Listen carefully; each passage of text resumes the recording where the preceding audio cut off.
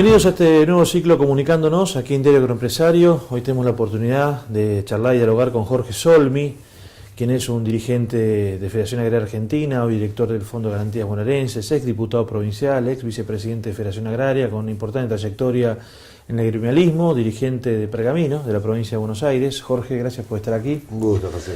Bueno, vamos a hablar un poquito de dos temas. Uno es el gremialismo, el otro el tema semillas, que vos has trabajado fuertemente en ello y que ha tenido una resolución favorable en las últimas horas. ¿Cómo lo están viendo desde Federación Agraria este acuerdo, principio de acuerdo o puente de acuerdo hasta la sanción de la ley de semillas, que posiblemente se empiece a discutir este año, que ha llevado adelante el Ministerio de la Industria? Mira, hoy me preguntaba un colega tuyo, ¿están a favor o en contra? Digo, y hay nada más que esas alternativas, claro. Porque digo, creo que hay que analizar que esto tiene cosas buenas, en el sentido de que se pone un fin a una imposición de la empresa a los exportadores con cláusulas de cobro compulsivo. Eso se termina, está así de claro.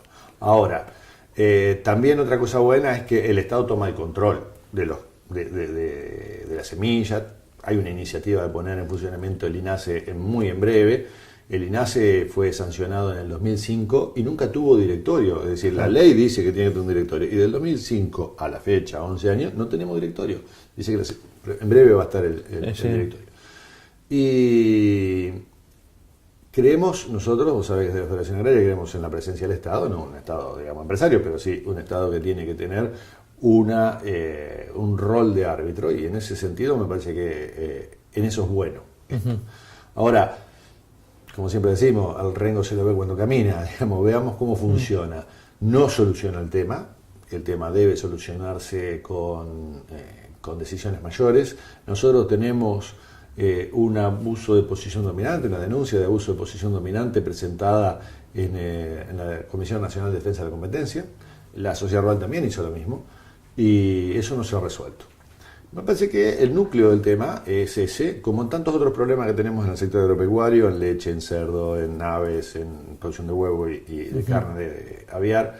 Creo que en varios de los sectores, frutas, economía regional, hay un montón de problemas que se solucionaría con una Comisión Nacional de Defensa de la Competencia trabajando, sancionando las políticas monopólicas, oligopólicas, los abusos de posición dominante y poniendo arbitraje en las relaciones comerciales. Eso hoy no existe. Hoy existe, no funciona. Ustedes han hecho demandas frente a la defensa de la competencia y también lo hizo, si mal no recuerdo, Sociedad Rural Argentina, ¿no? Sí. ¿Y cómo ha salido ese? ¿Se ha expedido o todavía no se ha expedido? ¿Se resolvió antes de que se expida defensa de competencia? Esto es una medida que saca el Ministerio de la Industria, lo sacó ya el de hoy, pero no hay todavía una resolución del otro ministerio, el de producción, el que depende de defensa de la competencia. Vamos al tema gremial, Jorge. Federación Agraria, históricamente, después del grito del Corta, que nace así en 1932, ha defendido al pequeño productor, ¿no? Al pequeño productor, sobre todo con una fuerte presencia en Santa Fe, Córdoba, Entre Ríos, también en provincia de Buenos Aires. En estos cambios que se da de la unidad productiva agropecuaria, en este cambio de época que se da, ¿cómo es la defensa hoy del pequeño productor, del productor de Federación Agraria? Mirá, hay un marco general para todas las entidades, que nosotros tenemos un sistema de recursos voluntarios, es decir, el que quiere paga. Y el que no quiere no paga, ¿no es cierto? Es la contrapartida de esto, y los recursos de las entidades gremiales son muy escasos. Entonces, frente a todo un sistema de gremios y otras cámaras, hay que decirlo, cámaras empresariales tienen recursos obligatorios, porque en cada convenio colectivo que se celebra, la cámara empresarial pone un punto o dos puntitos que van del salario, van a la cámara.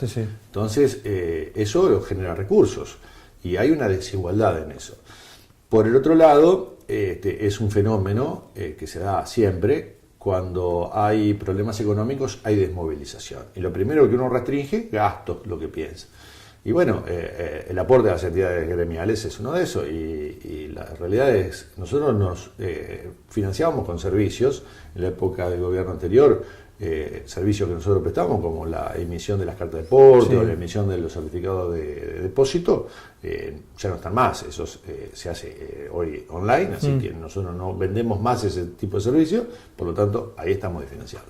Y la realidad es que la Federación Agraria tiene 104 años este año, y hace 104 años que venimos diciendo que no todo el campo es lo mismo, digamos. Sí. Hay diferentes caras, diferentes producciones, y siempre hay productores chicos, digamos. Hoy, pese a, como vos planteás, la situación de defensa del productor chico se da incluso en la zona núcleo, el núcleo chacarero, digamos, de Alcorta, y la zona, digamos, Que es un Gran productor Alcorta, ¿no? chico que no es agricultura familiar. Claro, bueno, ahí está.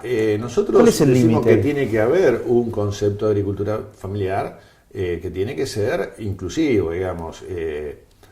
La legislación de avanzada que premia al productor con el arraigo, decimos, nosotros queremos los productores en el campo y no en los Correcto. en las grandes ciudades inventando alguna cosa, determina como productores familiares a los que viven ahí y tienen una economía que le permite mandar a los chicos a la facultad, digamos. No es que es una economía de subsistencia y que vos tenés 2 chanchas y con eso tenés que vivir. No, es una economía donde una familia puede desarrollarse, puede reinvertir, puede mandar a los chicos a estudiar y tenga un ciclo que no agote a la producción, digamos, porque a veces si no hay que vender un pedacito de campo o tenemos que hacer alguna otra cosa. Hoy hay una descapitalización muy fuerte, fundamentalmente gente vendiendo cerdos o dejando galpones de ponedoras o dejando galpones de pollo porque están saliéndose del sistema. Nosotros creemos que eso hay que fortalecerlo.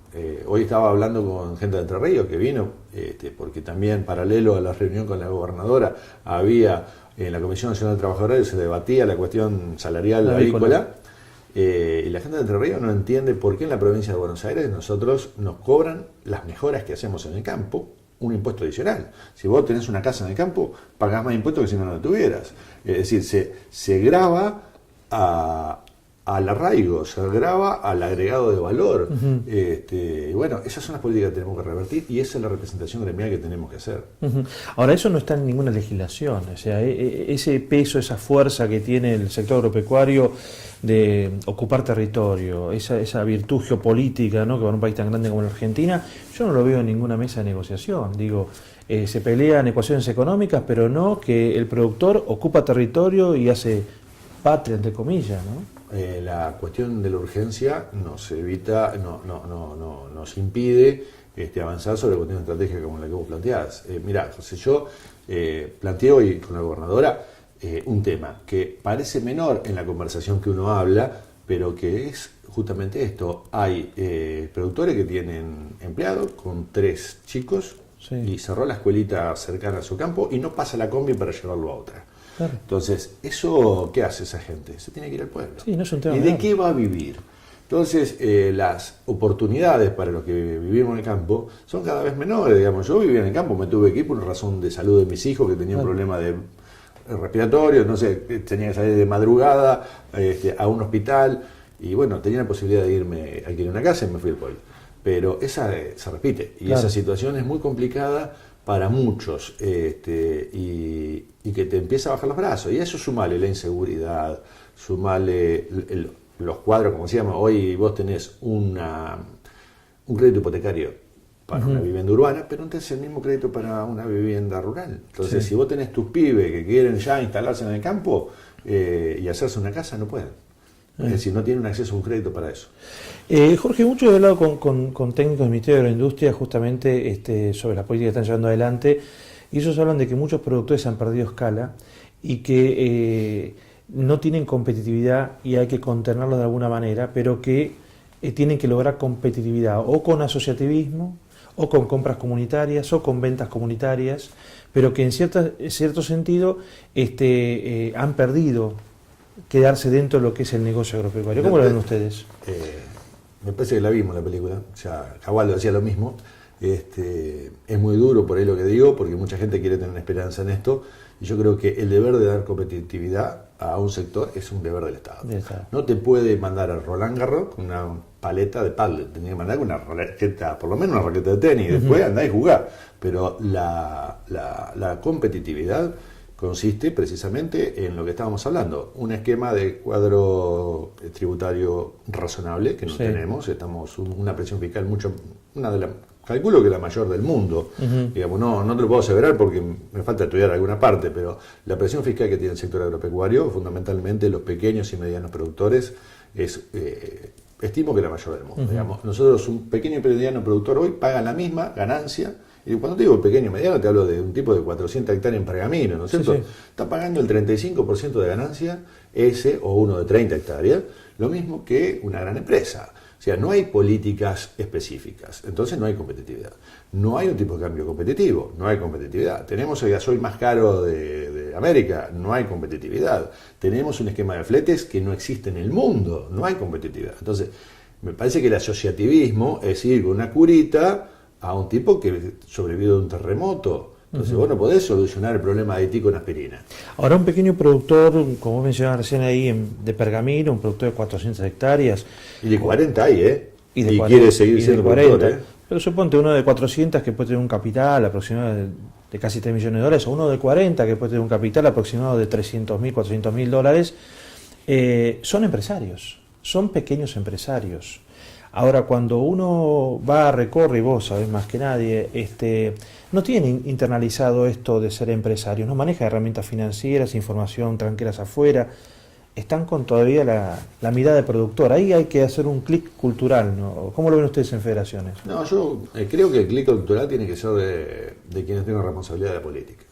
Hoy un productor se le ha puesto un montón de cargas. Sí. Y eso lo sacó del campo y lo llevó a la AFIP, lo llevó a la ARBA, lo llevó al SENASA. Entonces hoy un productor familiar, como estamos charlando, tiene una serie de trámites que antes lo tenían los empresarios grandes, sí. Y para eso tienen escritorios dotados de funcionarios haciendo esas cosas. Entonces yo creo, y esto estoy convencido, países que son seriamente agrícolas, como los países europeos, como es Estados Unidos, como es Brasil, sí. Tienen políticas específicas para que el productor siga siendo un productor, sí. No un empresario. Hablando del productor de chico, las funciones empresariales tienen que comenzar cuando uno tiene una estructura empresarial. Ahora, cuando vos tenés una estructura familiar, sí. Vos sos un productor agropecuario de una estructura familiar. Es decir, ¿a qué me refiero familiar? Tenés un empleado o dos, pero estás vos, tus hijos, tu mujer, que es lo normal de cualquier productor que está en las rurales del interior, en las filiales de Federación Agraria, en las cooperativas del interior. Ese es el productor, sí. Es la familia la que está trabajando. Entonces me parece que no invoca en la figura del empresario. A mí el empresario es Pablo Roca, no ese. Pero bueno, hay de todo tipo, ¿no? Pero yo lo que entiendo es que ese productor sí tiene que tener asesoramientos adecuados, capacitaciones, pero que eso no le va a cambiar la competitividad. La competitividad, insisto, son políticas de Estado. Es otro sistema tributario, es otro sistema de infraestructura. Sí. Sí, porque sí, ¿cómo va a ser competitivo un tipo que traer el maíz desde su producción al puerto sale más plata que mandarlo a Europa? No puede ser nunca competitivo. Entonces el Estado le debe dar esa herramienta de competitividad. Yo creo que es muy fácil desde las responsabilidades políticas ponerle la responsabilidad del cambio a el sujeto de la política, digamos. Y creo que acá nos debemos todos saber quién es el sujeto. Es decir, acá en materia agropecuaria nosotros hablamos de toneladas, de kilos, de millones, y no hablamos de productores. Sí, entonces me parece que el desafío es ¿para quién es la política agropecuaria? ¿Vos crees que en el Ministerio se contempla al sujeto, al productor? Yo creo que todavía en el Ministerio de Nación están remándola, digamos, están armando la estructura, están armando el equipo, es heterogéneo, es muy heterogéneo el equipo que tienen, y son gente, digamos, con la cual todos los conocemos, es decir, hemos hablado a veces, hay cosas con las que coincidimos y hay cosas que no coincidimos en absoluto, pero yo creo que este es un desafío en general, digamos, la comunicación es una de ellas. Para decirle al que tiene la responsabilidad de elaborar la política, que la política es una acción. Sí. Uno cuando hace política acciona, es un verbo, sí. Pero ese verbo tiene un sujeto, digamos, en la narración, ¿no es cierto? Y ese sujeto es el productor. Yo escucho en estos días que vamos a las 150 millones de toneladas. Sí. Mirá, en la época de Alfonsín queríamos llegar a las 40 millones de toneladas y teníamos gente en el campo a patada. Hoy tenemos 100 millones de toneladas y no hay más nadie en el campo. Entonces digo, ¿para qué? Como país, ¿estábamos mejor en el interior, lo que vivimos en el interior, estábamos mejor ahora que en la época de Alfonsín? Yo no veo eso, digo, estábamos mucho más tranquilos, teníamos menos inseguridad, teníamos otras relaciones, las rutas estaban más sanas, las escuelas funcionaban, todo con 40 millones de toneladas. A ver, yo no soy antiproductivo, quiero que produzcamos más, que vendamos un montón. Ahora, a veces te tienes que preguntar el para qué. Exacto. Digo, si yo te digo a vos, mira, vas a laburar 19 horas por día, pero no vas a ver nunca a tu familia, nunca vas a ir a pescar o a ver un partido de rugby que esté una bola, o sea, ¿para qué? Coincido, el objetivo final a veces se pierde de vista, ¿no? El árbol tapa el bosque ahí. Claro, entonces el sujeto y el para qué es una pregunta que todas las mañanas nos tenemos que hacer todos nosotros. Yo a la mañana me levanto y le digo, ¿para qué laburo hoy? Entonces, bueno, yo tengo una función gremial y también política, ¿no? Porque yo milito en la política. El trabajo que yo tengo cada mañana es decir, bueno, tengo que hacer un poquito mejor la vida de lo que yo represento. Esa es mi idea. Entonces, el sujeto es lo que uno intenta representar. Ahora, es una pregunta que decir, ¿para qué lo hago? Me parece que lo deberíamos estar haciendo todo. Vos vas a la ruta a veces y pasa un tipo a 180 kilómetros por hora. ¿Para qué va a 180 kilómetros por hora? ¿Cierto? Entonces, sí, por ahí es más razonable ir a 120. Por último, este segundo semestre del 2016, ¿cómo lo están percibiendo de Federación Agraria Argentina? Se ha manifestado en el día esta semana por el tema producción porcina y la falta de rentabilidad y bueno, la pérdida en la venta del producido. ¿Cómo lo ven este semestre? Mira, José, yo creo que ha habido una primera etapa de anuncios y cumplimientos, y la gobernadora nos habló de los 13 puntos, yo realmente no los tengo muy presentes uno por uno, pero creo que la gran mayoría de esos 13 puntos estaban cumplidos, si vos querés, ¿no es cierto? Le podemos tildar casi todos. Ahora, todavía en esa lista de tareas, el checklist que le gusta decir, creo que queda un montón de cosas para resolver.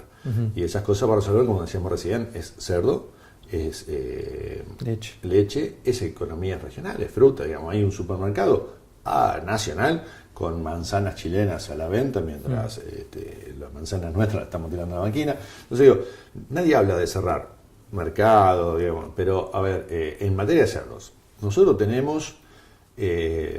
no tenemos enfermedades, el SENASA no nos puso todavía con un estatus sanitario, es decir, somos libres de tal cosa, pero no las tenemos hace tiempo. Venimos pidiendo que nosotros, nuestras autoridades, se decreten libres de esas enfermedades y estamos trayendo carne con esas enfermedades. Teníamos algún entredicho con alguna funcionaria, decimos, esto es un dumping sanitario, digo, porque ese lugar no está gastando la plata de sanidad que gastamos nosotros, entonces nos viene la carne con dumping sanitario. En Chile, ¿sabes qué pasó? Porque esas enfermedades no son contagiosas de la carne de cerdo a la persona, pero algún excedente va a parar a un basural, lo come algún cerdo y tenemos un problema sanitario total en todo el país. Entonces, esa carne no debería estar entrando al país. Y después solucionar los problemas de irregularidades que tenemos en la cadena comercial de la carne, que es atroz, y además solucionar problemas que hablábamos recién, abuso de posición dominante, digamos. Yo escucho al presidente decir, queremos ser el supermercado del mundo, y lamentablemente los productores no nos llevamos bien con los supermercados, claro. Pero en el mundo, porque en Francia están prendiendo fuego el supermercado por razones muy similares no es una frase a las nuestras. Entonces, los productores no somos los privilegiados en una relación con un supermercado. Gracias, Jorge, por estos minutos. Un gusto nada. Jorge Solmi, es dirigente gremial de Federación Agraria Argentina, ex diputado provincial, ex vicepresidente de Federación Agraria, actualmente director del Fondo de Garantías Bonaerense, aquí Comunicándonos en el diario Agroempresario.